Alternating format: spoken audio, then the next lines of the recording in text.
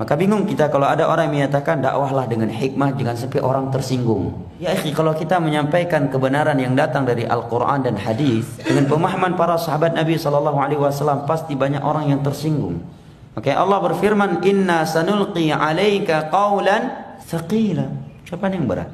Sekarang berbicara tentang tauhid, menyuruh manusia untuk memurnikan ketergantungan hati mereka hanya kepada Allah. Kita terangkan bahaya syirik, tidak boleh menyembelih untuk selain Allah, menyembelih untuk laut, tidak boleh melahap berkah ke kuburan-kuburan, tidak boleh menjadikan orang-orang yang telah meninggal sebagai perantara antara kita dengan Allah dalam beribadah, dalam berdoa. Tetapi hendaknya langsung kita berdoa kepada Allah. Pasti banyak orang yang marah.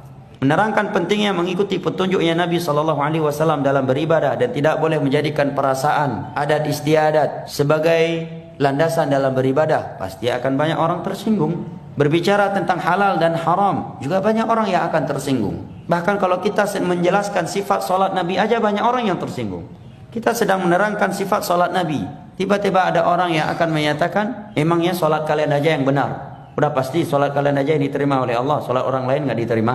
Mereka sedang dijelaskan hadis-hadis yang menerangkan sifat solat Nabi tanpa menunjuk batang hidung manusia bahwa solat kamu nggak benar. Tapi banyak orang yang tersinggung tatkala merasa solatnya itu tidak sesuai dengan apa yang dijelaskan dari hadis-hadis Nabi. Oke, kalau kita ingin bicara masalah agama Allah dengan syarat jangan ada yang tersinggung, maka sungguh tidak ada yang mampu berdakwah. Nabi pun tidak mampu menyampaikan kebenaran. Pasti banyak orang yang akan tersungging, bukan sekedar tersinggung. Maka berarti maknanya tidak perlu lagi berdakwah. Cukup saja bicara masalah syurga, indahnya syurga, bahayanya neraka, fadilah salat, fadilah baca Al-Quran, fadilah ke masjid. Jangan terangkan bahayanya syirik, bahayanya bidah. Ini namanya pembingungan terhadap umat dan khianat terhadap mereka. Karena kita menerangkan untuk mereka indahnya syurga, maka mereka pun merindukan syurga.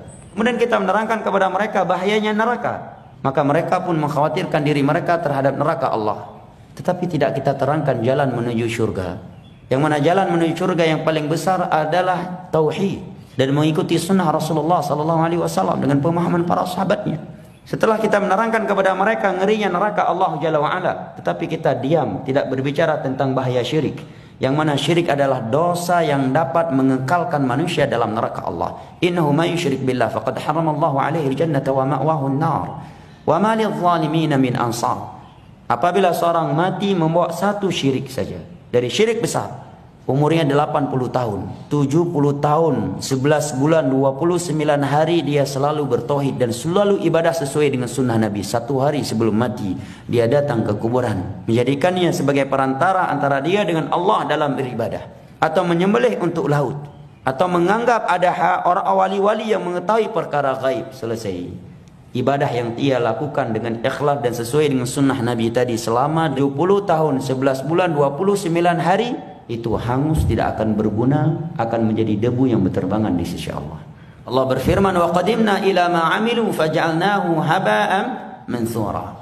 Kami kumpulkan ibadah-ibadah mereka pada hari kiamat, maka kami jadikan debu yang berterbangan, kata Imam Az-Zahabi rahimahullah di awal kitab Al-Kabair, karena mereka membawa dosa syirik.